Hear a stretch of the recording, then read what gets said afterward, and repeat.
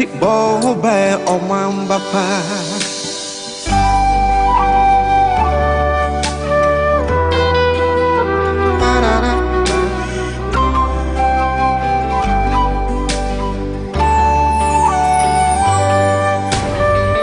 Avoid handshakes, hugging of loved ones.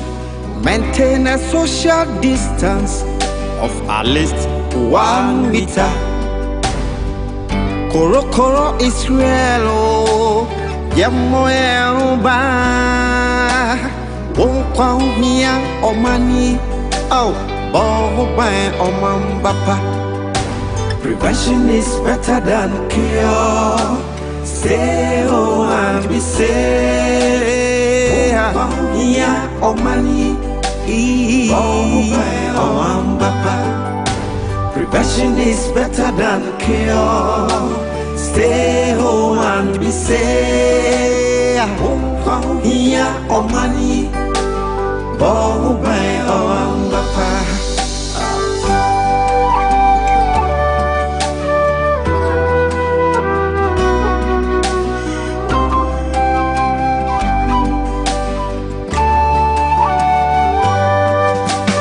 Why is he any ho? Corona bo ewo emeni mwa. Why is he anywhere? Corona bo ewo emfitre heya.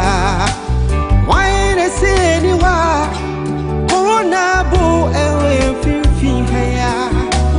Why is he anywhere? Corona bo ewo enchempe. Asuanya yem shishie. Bisa shishie power homania. Betu me dear boy who buy a free heroin. A woman, I'm a man to our water. Now, so city, yes, in a furbo. What you fear now, so a juma. Nanya only baby dance or Becca sing. A pocodan, Tawa on Yamanio. Yamoya who buy. Won't come here or money. Bo by Omamba. Prevention is better than and qua a body. Sick and to plenty. Or by here. A bright Trodony. Prevention is better than a bright Carboni. Young or money. Spread come not fear.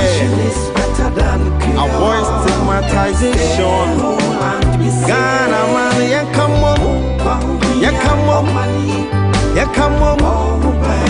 I will need be a party here. We say I'm going here. Yes,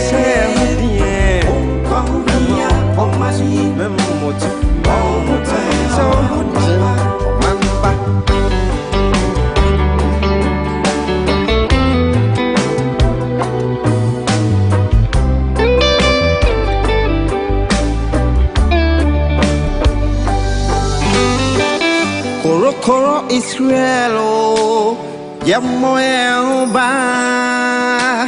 Wonkwa hiya omani, bohobay omambapa.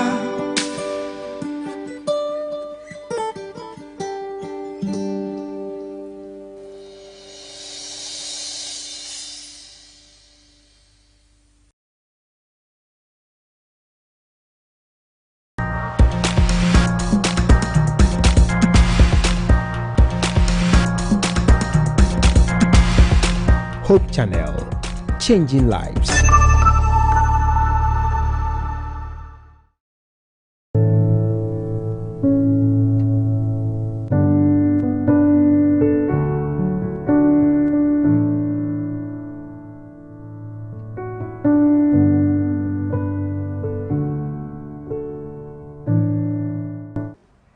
Grieve is the price we pay for love. Queen Elizabeth II. Once again, good afternoon and welcome to the show, Wounds of the Heart. We're going to help you heal that wound that have been caused by any emotional torture or trauma that you are ongoing.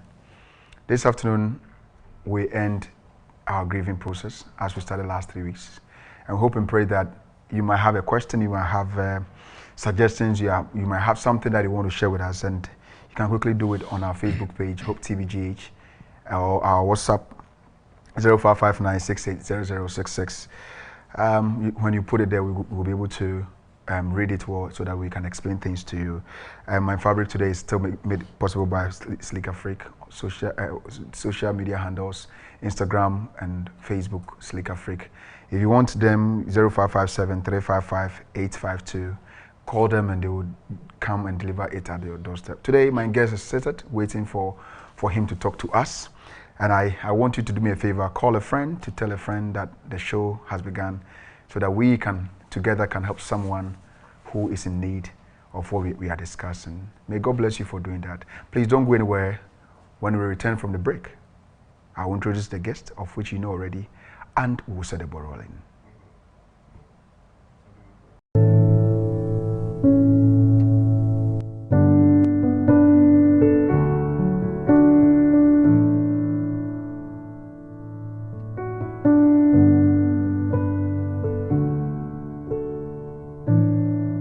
Ebre and don't a etise emu. And the so to me apum din sonko na musumi to me apum din sonko. Na yetumi abomu asosum onyame e wo sonko kwanso. Esanse apum din ehia na etumi bua nipa mpuntu anyina nti no na ebua oman nti no. Hope TV aye nhihye sonko e de enadu 10 days health campaign e de ebre wo a saa dwumadi a eba so ye besu enema bebre afa ye pomden ekon na megidi se ebebwa wo amonyansa kira yesu ko bi ewo pomden emu na asanya wo ama wa hoden fufuro bi ama wo de asum nyame enema ewo dwumadi anu mu no ebi aye adwendwen ho asem stress ye beka ekon asem ye beka bribi afa covid-19 ekon ye besen eka bribi afa ensuo ekon na yesen eka bribi afa enuane bi a say ye dear ewo ni pedua enwene bia ye dear emwo ye ni pedua betum de yare abre yen na dwumadie be kɔ na wie na dwin kɔ na wie ye no oh betene ma bebrase yakopon hira wo pa ebra wo ye ahobo ase enadue die nim ewo meye mu ye de saa pomden kyerkyere ebre wo ewo Hope TV so e ma remfi so bebɔ nua ma ne ye se dwumadie se bi e de nim eba onyankopon enhira wo. It's fun to share with others, except when you're sharing germs. Here are some tips to stay healthy and prevent the spread of disease. Don't cough or sneeze into the air, as this can spread germs. Wave hello to greet people, rather than hugging or shaking hands. Avoid touching your eyes, nose, and mouth with your hands. Wash your hands regularly with soap and hot water, and scrub for at least 20 seconds. Regularly disinfect frequently touched objects and surfaces to stop germs from spreading. If you have a fever or think you may be getting sick, just stay home. Your body needs rest and you don't need to share your germs with anyone else. Working together, we can all help keep our community free from germs and prevent the spread of disease.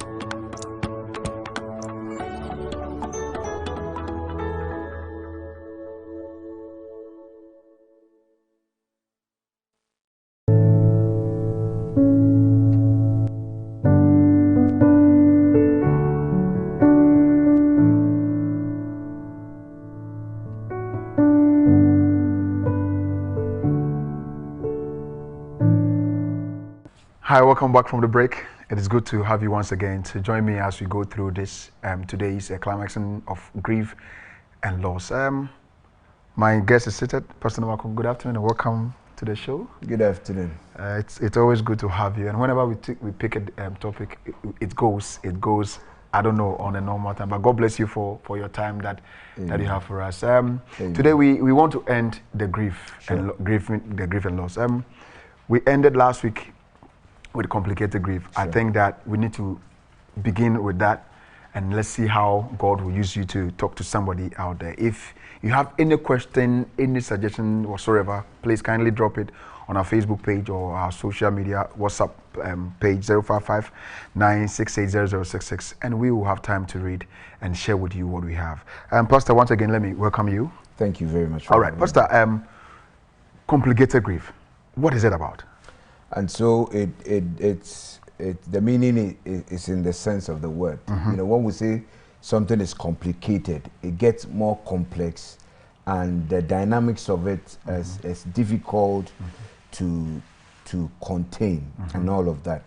And so, like we have been talking about in the last 2 weeks about grief and loss, we are saying that a complicated grief would be that the sadness of losing a loved one. You know, I told you that, or we have said that the most intense form of grieving is when you have lost a loved one. I mean, nothing can be compared to that, you know.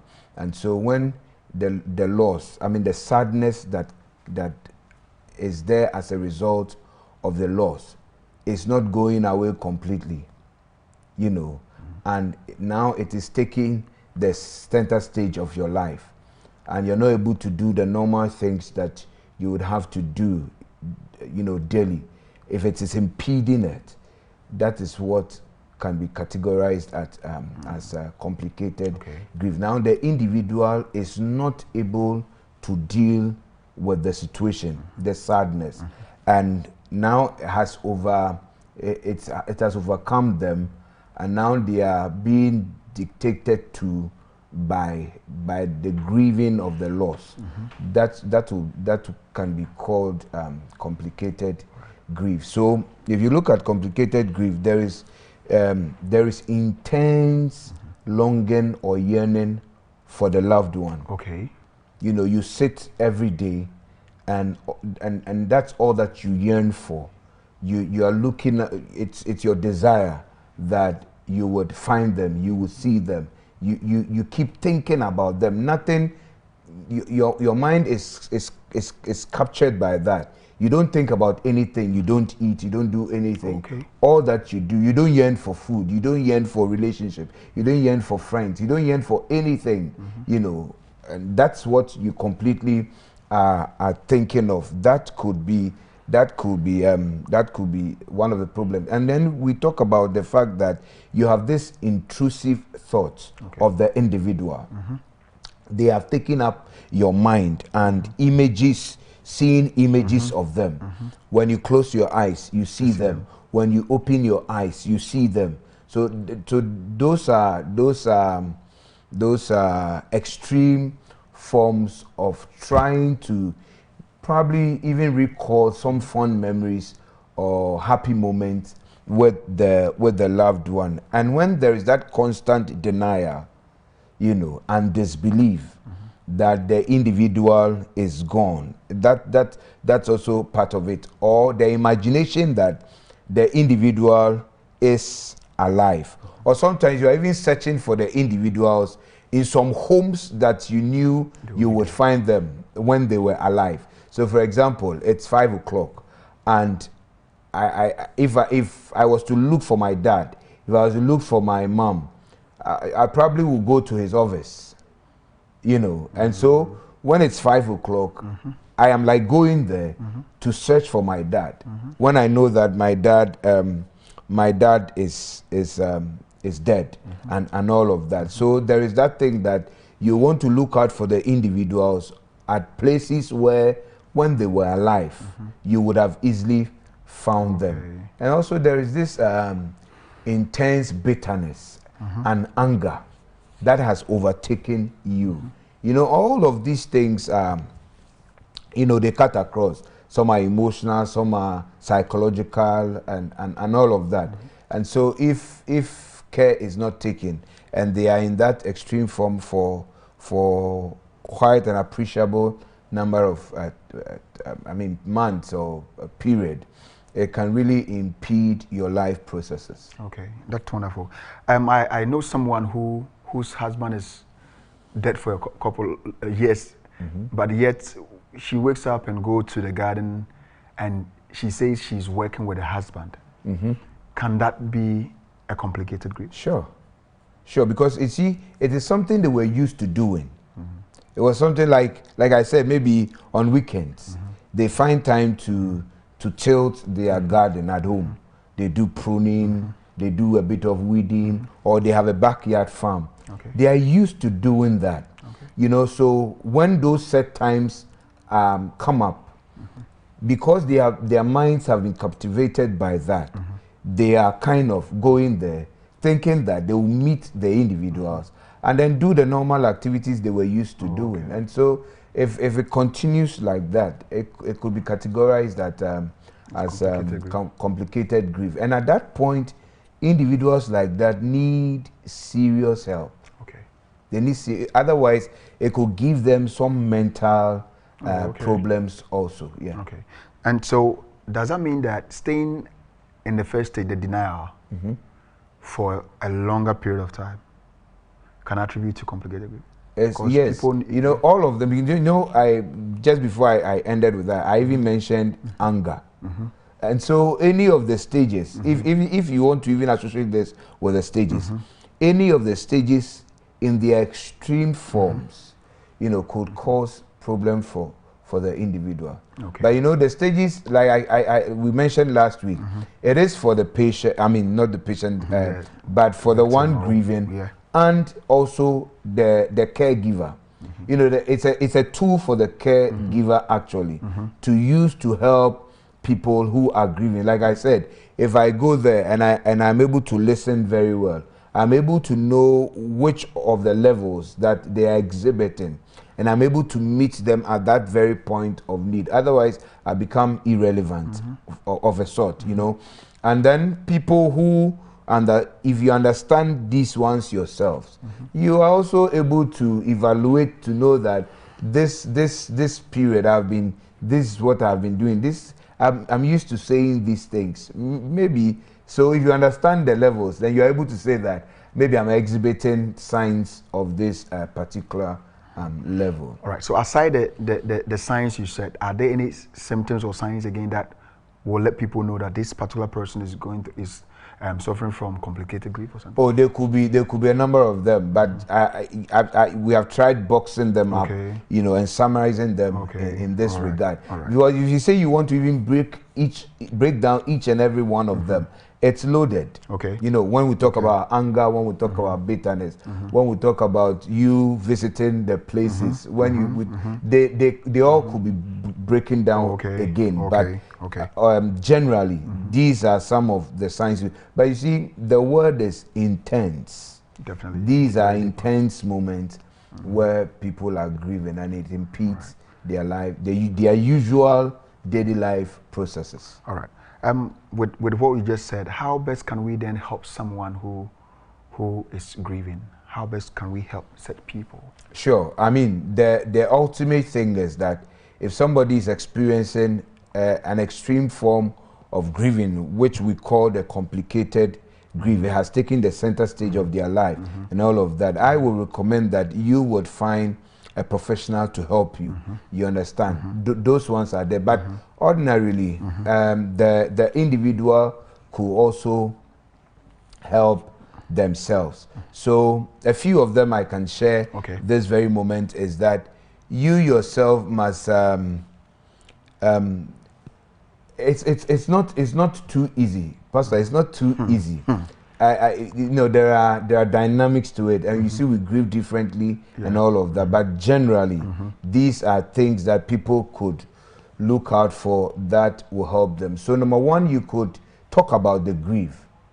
That is a serious therapy. You know, talk about the grief. So don't deny yourself sharing or talking about it, either with a professional, with a father, with a friend, or with an auntie. You know, just share it. The more you talk about it, the more relieved you become. When you box up or you bottle up your emotions, one day, of course, they will explode, and maybe you cannot really handle it very well, or it could eat into your mind, and you tend to get some mental problems and all of that. So it is good that you talk about them. And then you must accept your feelings. Admit that this is the way I feel about my loss. Don't pretend. You see, you have lost a loved one, you have lost your job. There are some people who lose their job and they go around playing the tough man thing. Me, I don't care, you have sacked me, or I'm leaving your work, I will find another one tomorrow. when really they don't even know when the next job is going to come from, you know. So when you are asked about it, express it. Accept that this is the way I feel about the loss. You understand? And some people will not understand why somebody would grieve the pet. You understand? And why would you have to make it look like it's for certain category of people? Or maybe you want to say it's a thing of the Westerners than more of like an African, you know. But if I love my dog and I lose my dog or cat or you know, or anything for that matter, it is something I love, and there is going to be a separation, and for that matter there will be some pain somewhere. Why should I inhibit it? Why wouldn't I express it? Because if I accept that feeling, it is a tool for me to overcome that kind of situation. And you know, we have said last week that grief has a toll on the physical being, where you lose weight and or you become overweight and all of that. And so you must eat well in your grieving time. Deliberately eat well. The times are not good. You have lost a loved one. You have a certain loss. But you see, if you let it dictate the pace of your life, you end up, you know, destroying your own body too. And so that's why I'm using the word deliberate. So you would eat, not as though you are happy of the loss. You are eating because, you see, sometimes I have a way of putting this one. 1-1 is a fair result. But 2-0 is a real loss. You understand? And so yes, I may have lost that loved one, or I may have experienced that particular loss, but I'm looking good. I'm eating well. So eat well, drink a lot of water, and take a lot of rest. You understand? And so by that physical symptoms of grief and all of that would also be taken care of. Another thing you can do is to do exercises. You understand? So for example, if you're a guy and you're used to going to play early Sunday morning soccer, do it. Go. You see, sometimes in going, you may think that people think that you care less about your loss. But it is far from that. Who will care less about the death of the father? Can you imagine it? I mean, for me, I don't know how you're going to argue that out. But the point still remains that you get that like the Bible said, let the dead bury the dead, you know. I'm doing that in this context, you know. And so you cannot do anything to bring them back. But there is life in you. And somehow you must protect that life. And so going back to the field and playing with your friends or engaging in your usual activities would not amount to the fact that you cared less about the dead. And so things that will occupy you, I'm just talking, the football thing was just one example. Every activity that you are used to doing that occupies you, takes your time and makes you feel a bit okay and relieved, do them. And then there is this one too that I will want to share. Draw strength from your faith. That's wonderful. So if you are a Christian, we read from the Bible in 1 Thessalonians chapter 4, verses I think 16, and we'll read a few of the verses. 4:16. Yes, 1 Thessalonians chapter 4. Maybe let's start from 16. 16. The Bible says that for the Lord himself shall descend from heaven with a shout, with the voice of the archangel, and with the trump of God, and the dead in Christ shall rise first. So the dead in Christ, one day, that loved father, loved mother, that you cherish so much, that loved brother, it is possible that because we are Christian, and you know, yes, I'm talking like a Christian counselor, and I will not run away from that. And so this is a big tool that, you know, it is a source of encouragement to us that the dead in Christ one day will rise again. And I believe that with my whole heart.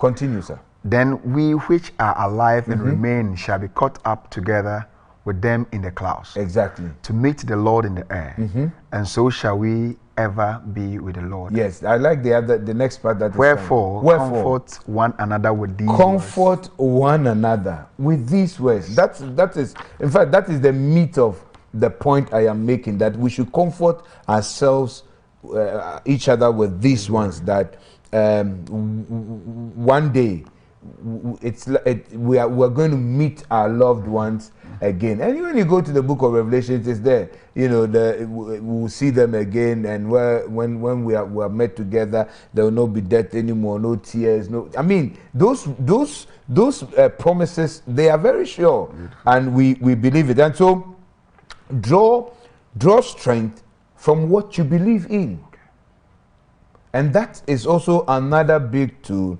for us to make it. So I've said, I think about 5 of them now. Yes, and I think it should be okay. And you know, with experiences, as and when they happen, you'll get to know. These are not just like statutory things that, but they do really help. All right, I think you are enjoying what Pastor is discussing with us or sharing with us, based on how best we can help people, or you can help yourself when you are grieved or you are grieving your loss.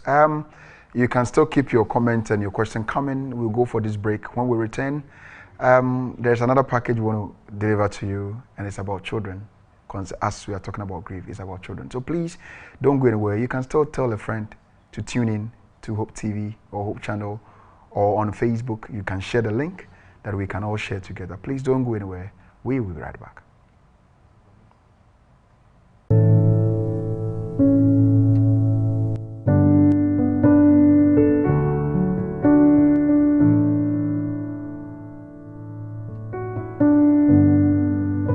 Have gotten what we know today is our temples, our synagogues, and all the names that you can make out of. What in the world is happening to our churches? A sinner who is coming before God to ask for forgiveness, and you are dancing and jumping In the name of praising God, Him. Praising Him. When angels are prostrating. If we want to find God, we have to go through the sanctuary, because He is in the sanctuary. Join us as we bring your way with the message of the gospel in symbols, the sanctuary. The Sanctuary Trumpet. You will not want to miss an episode. Every and a don are etise emu. And the so to me now pomdin sonko, Namusumi to me now pomdin sonko. And yet to me up bomu asum yame a was sonko panso. Essansa pomdin a yane to me one puntu in tino, na ebwa or mintino. Hope TV, I yank share sonko at the end of 10 days health campaign at the Ebrewa. Sa dwumadia eba so ye besu enema bebre afa ye pomde ekon na megiri se ebebwa wo amonya nsakira yesu kumbi ewo pomde emu na asanya wo ama wa hodem fufuro bi ama wo de asumnyame enema ewo dwumadia ni mu no ebi aye adwendwen ho asem stress ye beka ekon asem ye beka bribi afa covid-19 ekon ye besen eka bribi afa ensuo ekon na yesen eka bribi afa enuane bia say ye dear ebony pedria, and when be a dear and why any pedia better be a re abrayan, the Jumadia Bocona and the dream corner, you know. Oh, Batinia be brassy, Nakupon shall pa, a brow yahoo was and the dear were me young.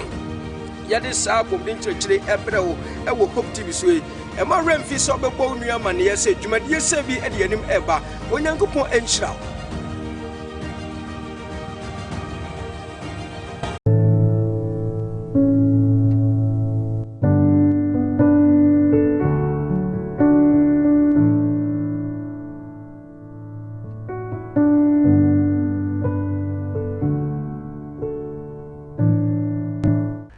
Hi, welcome back from the break. In case you have anything to share, we couldn't activate the call, but you can send your question via WhatsApp contact that is scrolling on your screen. Please do so to send so that we can call. All those watching us like Facebook Live, God bless you for watching. I can't mention all names, but God bless you for watching. Pastor left over when we were discussing the person grieving, how best can he help himself or herself. But then I just want to ask Pastor, in case you go and meet a friend or someone who is grieving, how best can you help the person go through that stages? That is the question I want us to hear Pastor answer. So Pastor, how best can we do that? So like in the previous week, we have said that we have shared the stages of grieving. So now it has become a tool for everybody who's watched this series. You understand? And so one, it has become a tool for us that now you're able to see some of these stages and deal with them. Number two, you have to approach them. In a nice way, find a nice way to approach them, because you see, you live with this individual, all of a sudden they have withdrawn. They are not doing their usual activities. You must be interested. Some of them, we know they are extroverts, and all of a sudden there is that dramatic change. You understand? And so you must go to them and find out from them if there is any help you can offer them. You know, sometimes people are so coiled to themselves, they don't want to share. But even in counseling, we have something we call persuasive counseling, where usually the client, let me use the client here. Usually the client is expected to initiate the counseling process. But you know, you have made some observations and you have gotten to know that this individual is not doing the usual life activities. So you have to persuade them to the point where they can share with you what their struggles are. And so you use your closeness with that individual, or even when you are not too close, you because of the fact that you are human and they are human, and that we must be concerned of each other's plight. You can go to them and talk to them. We see this in our homes, we see this in our workplaces, we see this in our schools and all of that. Sometimes approach and then help. And we have something we called ministry of presence. So what it means is that I find that this individual is going through a problem of a sort. And now I know, I've been able to establish what it is. You know, either it is the death of a loved one or whatever. So this time around, I go there not necessarily to go and talk, but to sit hours with them. And that even is comforting enough for them. And that's what we call the ministry of presence. So I am there, I am not talking, but I am there, you know, watching you. Sometimes you need water, I quickly get water for you. I prepare food for you. You get the point. And so I keep you company. And within that that kind of ministering, there is that opportunity, you know, for the individual to open up to you, so you can help them. I mean, these are some of the things ordinarily we can do in our own small bit. All right. To help we should know what to say. We know the process. We should be abreast with everything. Don't just go being judgmental that it's only your father who has that. Let's go and do that. Can you imagine? Don't do that, please. That's bad. Each and every blessed day we face set things in life. But Pastor, one thing that I've observed is this: all this death thing we are talking about, losing a loved one we are talking about, has to do with a family. And under this family we have father, mother, children. Do they also grieve too? Children, do children grieve? Sure, Pastor. Children grieve, but you see, they are the most neglected when it comes to this thing where we are discussing.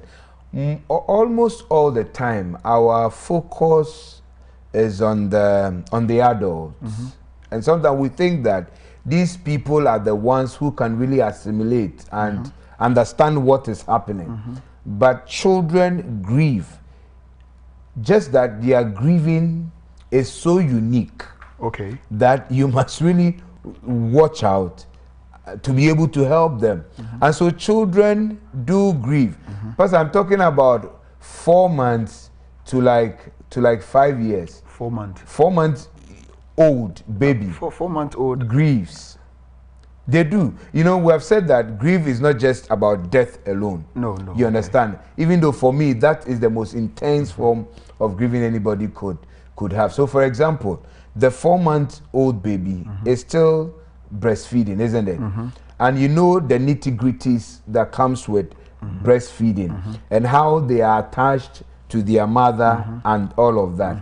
And the mother is no more. You get the point. Okay.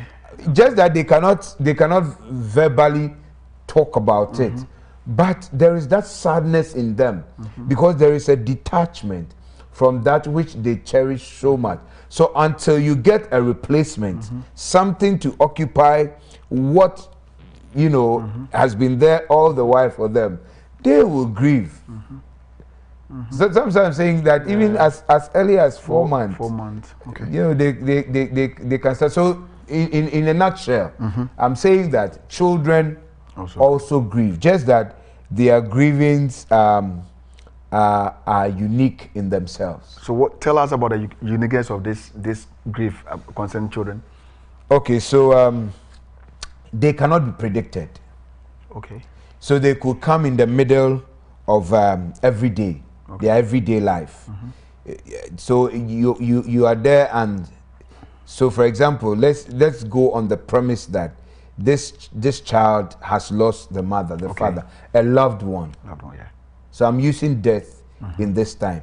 And you know, talking about this time, when you look at the statistics with regards to this COVID thing and the fact that now we've clocked 6,000 as an infected persons, and then quite a number of them, close to 2,000 have recovered.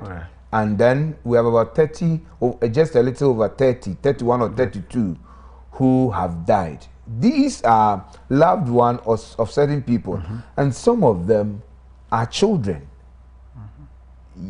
So somebody is close to the granny, and granny is no more. You get my point. So I'm still going to use that as a basis, even because we have talked about forms of grieving. I know your viewers and your listeners have gotten grips of that, and so I'll be referring more to that. And so it's no more, and they get up somewhere. You find them playing. All of a sudden they switch. Okay. And so you cannot really predict when this child of yours will grieve. So you must be on the constant look at how they which we will talk about some of them. And so, like I was saying, the other side of what I said first is that they can easily put this aside. Like in this moment, they are like this, and looking at maybe the elderly people crying and wailing and all of that. And they are also looking, so when this one start crying, they are looking at them. They look at them, they look at them. In the next moment, they have their dolls and they are playing with their dolls. Okay. So that is a unique thing, because an adult would hardly do that. But a child who is grieving would. So the point why it is unique is that the fact that you came to the house, and at that moment you found that the child is playing. When everybody was grieving, he was still playing with his doctor's kids and playing with anything, you know, any toy for that matter, will not mean that that little boy or that little girl is not grieving. And that's why it is unique. And so another thing that we must take cognizance of is that it comes out briefly, but very intense episodes. When they show signs of grieving, it's so intense, but they can just go like from that situation, and it's because they are children. You answer. So we must understand some of these, and you know, because they cannot really verbalize their expressions and how they feel. You see, they do it more in actions. They will do it they would act it more than verbalizing it. Because when you go, some people talk about their feelings, but they cannot really talk about their feelings, so they will use actions. So there could be tantrums, there could be like not eating, come and take your food, and they are not coming. They are not drinking water, they are not sleeping. These are actions that will tell you. The child is not able to tell you that. And Pastor, this thing I'm talking about, I'm still with the 4-month thing I'm talking about. This is not the... No, way back. So me, this for our discussion, I'm just even limiting myself from 4 months to 5 years. So I'm talking about 4 months to 2 years, where they are could be categorized as toddlers.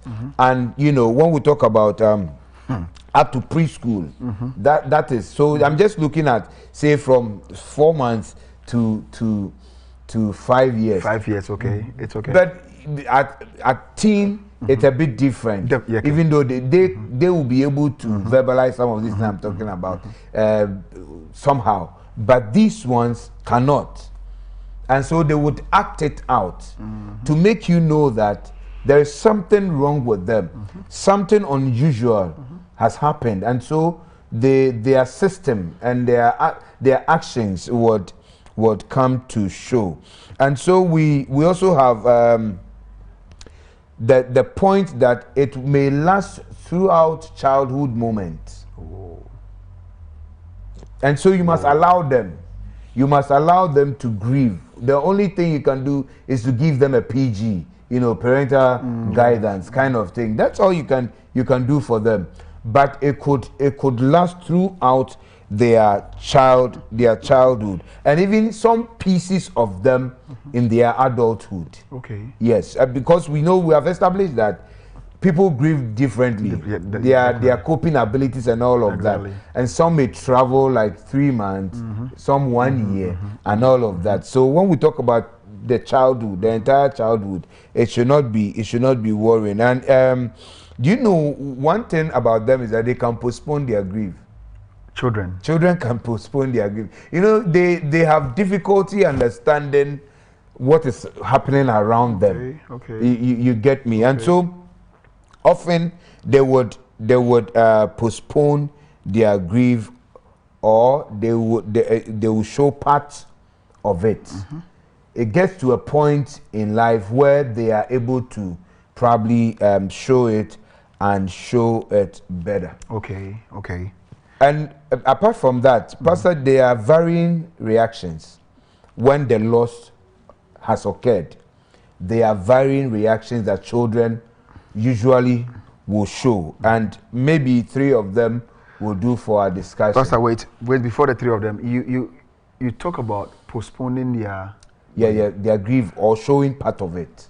How will we know that they have done that? So you see, ordinarily you are thinking that with this loss, you know, they should be.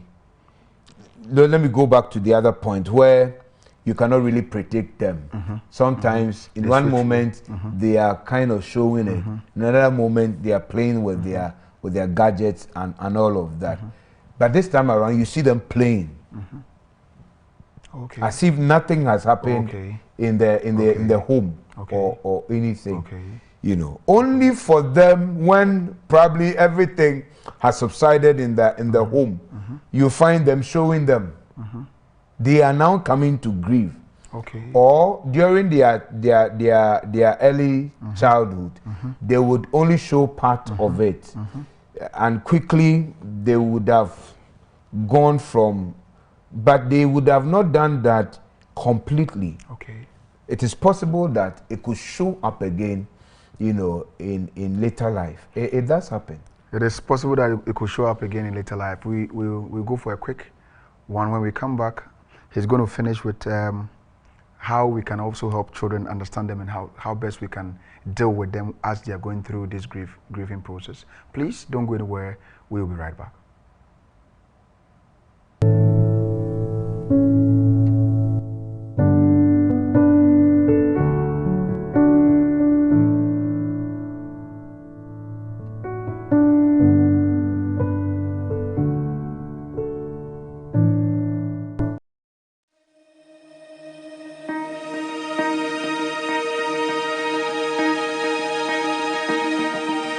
de si huru yen say e bi say etimi huru yen say a e be ma ya de na firi ho no ti de di kan ni say wo be nsa e be hye pipe ase pipe ya bie anansa nsuo bi a obi de nsa egu so na wa fa nsa no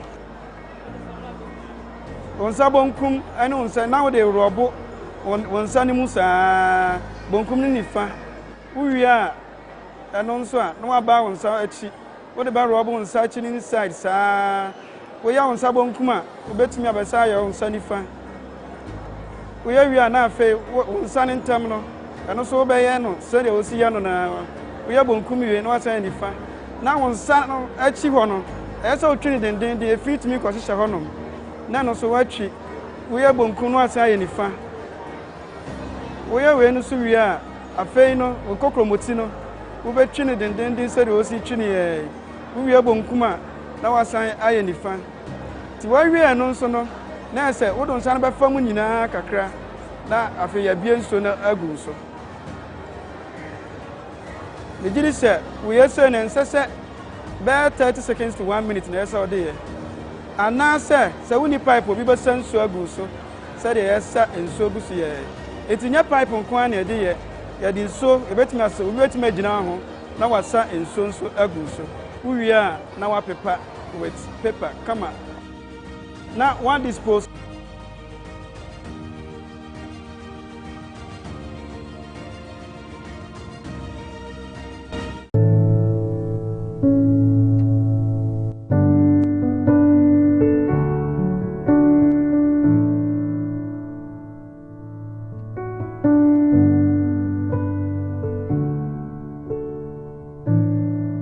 Welcome back, and it's been interesting. Pastor is telling us more about this children grieving. Pastor, let's talk about on varying reaction in children. Pastor, tell us more about that one too. Yes, so children would react to the loss, and in this case, we have make it a point in case where we're using death predominantly in our discussion, and so. There is fear, and Pastor, you see, this fear stems from the fact that, let's say, for example, this child loses the mother. There is fear that he or she could lose the father too, or his or her siblings too. So there is fear. So there is like, who is next? So would I wake up one day again and I cannot find mommy, or I cannot find daddy, or I cannot find granny, or I cannot find, my brother or my sister. And so that also produces a fear in them. And there is also a certain element of guilt. And it's very interesting here. The guilt is that, has granny died because of my stubbornness?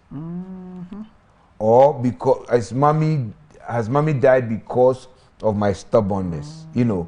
They are trying to blame themselves or ask themselves a question to the end that, was I the cause of the death? So that can also happen, or they can also ask some of these questions. Probably there was a time that mommy was correcting him or her, or daddy was correcting him or her. You understand? And children in their small mind, I've gone like, sometimes I even wish daddy was dead. He's not here, so I can always play my video games and everything. And now daddy is dead, and they are asking themselves, is it because some time ago they wished them dead because of what they were going through? You get the point. So that's where the guilt also would come from. And then they can also ask that question, wow, well, maybe I didn't love them enough. I should have loved them enough. If I knew Daddy was not going to stay with me that long, I should have loved them with my whole heart. I was not able to do that. And these are children. So they can also explain. See, when we're dealing with the adult, it was not as interesting and quite funny as the ones we are mentioning, and that's why it's because they are unique. And then there is some some level of anger, Pastor. You know, sometimes they are angry. So are they going to face life alone? Okay. Just imagine your parents said they were traveling. They were going to come back in 3 days. And after they have left like 3 hours, you have a call and your dad and mom are no more. And you're asking yourself, how am I going to face my future life? And they're asking, so am I going to do it alone without dad and mom? And it produces some level of anger in them.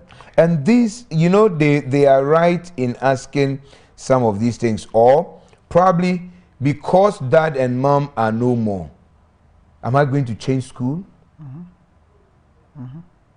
Which is possible.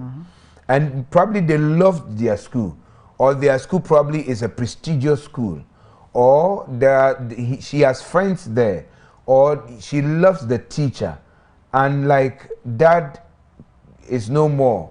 Probably whoever is going to my caretaker, is not going to be able to pay my fees. So I'm going to leave the school for a lesser school, you understand? And that will not come too easy with them. And so they get angry. And so these are some of the varying reactions that we can have. And Pastor, you see, it's also important that we prepare children in that regard when there is a looming loss coming.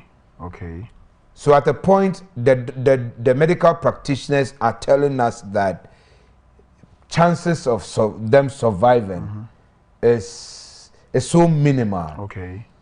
And you people, you also know, you go, you see the scene, the situation. Maybe the life support has even been taken away from them and all of that. You must start preparing the children for that, you know, trying to psych them to know, so that when the news is broken to them, they will feel it, but not as they were ignorant, you know. And so let us not treat them like they are children, so for them they don't matter, and they will not understand, and they cannot even know what is going on and all of that. We should not gamble with that. And so we must prepare them for that. And in talking about preparation, now when it has happened, the death has occurred, you must describe the event to them. Let them understand. But you know, ordinarily we shy away from all of these things, Pastor. But you should be able to tell the child, Granny is dead because of old age. Granny is old. That is why, you know, he or she couldn't fight further, and they are gone. If it's a terminal illness, let them know that mommy or daddy died out of some cervical cancer or leukemia or whatever it is. Try to explain to them. They may be able to understand that to a level. You know, this afternoon we were discussing something on one of the platforms. Now it got so interesting that I was sharing that with my wife, and then my little girl came asking. Anytime we are discussing something about, let's say, Bible or something, she will quickly come and sit and want to be part of it. And she likes devotions where we read verses and then we start discussing. So she likes it. Then she comes to me and says, Pastor, Daddy, what do you mean by the giver of the moral law or something? She asked me. You understand?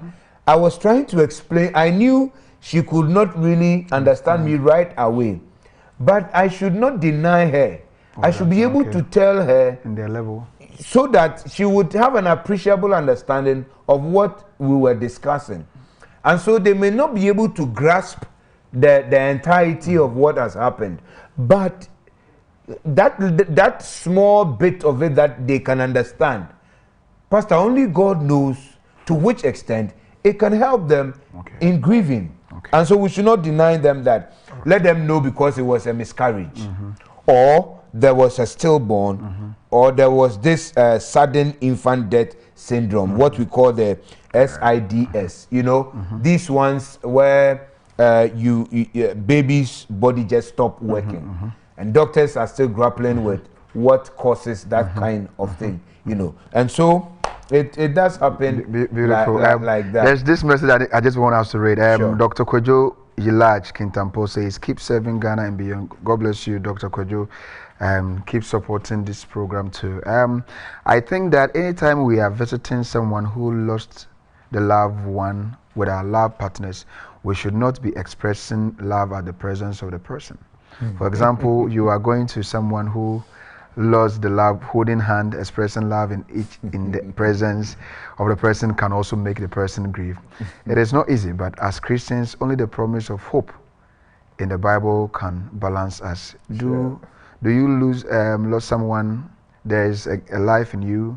Never fear. You can use Isaiah 41:10 to comfort yourself by Philbert from Adidome District. Philbert, God bless you for this share. It's indeed, you can't do that. Ministry by presence. Just be there and help the person out, but don't go do loving thing with somebody who just have lost their loved one. Pastor, I have 3 minutes. Yes. You have 1 minute. Yeah.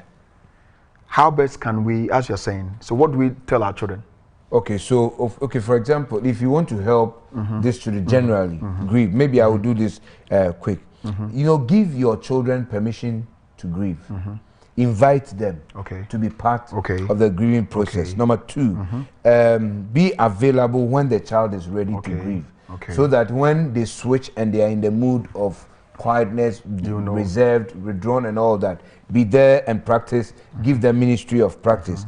Create opportunity for playtime, so you can ask them to join their friends, sit with their friends, and they find themselves doing what their friends are doing.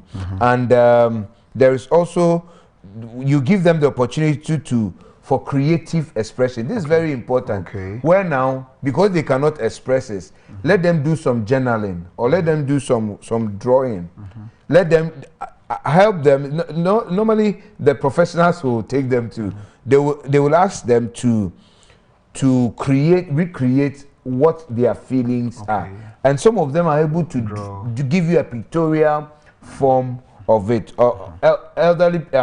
Older guys would give you a journal, and watch your expectations. Like when you broke the news, you were expecting your child to behave in a particular way, not your expectations. It is them. You should be there to give them PG, parental guidance. And maybe the last one is that watch for signs of fear, dismiss their myth, and encourage children to continue their normal routine. Encourage children to continue their normal routine. Producer, please give me just a minute to appreciate Pastor Nana Kufini Makon. He has been so supportive to this program, and because of his background, although a chaplain, but he is a counseling psychologist, that he is abreast with what he's telling us. I think you heard him explain things to us, and help me to appreciate him for the show. 3 weeks down the line is not an easy task, but and God bless you for everything you've done, and may He replenish everything that you have lost because of this program. May He bless and bless your family back home too. And my dear, if you're watching, thank you so much for relieving your husband for us to educate us on certain things. And also, Slick Africa, God bless you for the fabric. I know one day people will understand this, and one day you're going to support them too. And the message I leave with you, today can be found in Revelation chapter 21 verse 4. Revelation chapter 21 verse 4. And he said, and God shall wipe away all tears from their eyes, and there shall be no more death, neither sorrow nor crying, neither shall there be any more pain, for the former things are passed away. A time is coming, we are not going to grieve again. A time is coming, we're going to enjoy ourselves. A time is coming, we are not going to wear a funeral cloth again. A time is coming, we are not going to discuss this. A time is coming that we are going to join hands together with God. As he said, we should comfort ourselves with such words in 1 Thessalonians chapter 4, verse 18. May God bless you for watching this program. May He strengthen you. Next week, Wednesday, we'll come your way with another episode, and I hope and pray that you're going to tell the good news to other people. Have been your regular host, Pastor Daniel, and God bless you for being with me throughout the program. I'm out.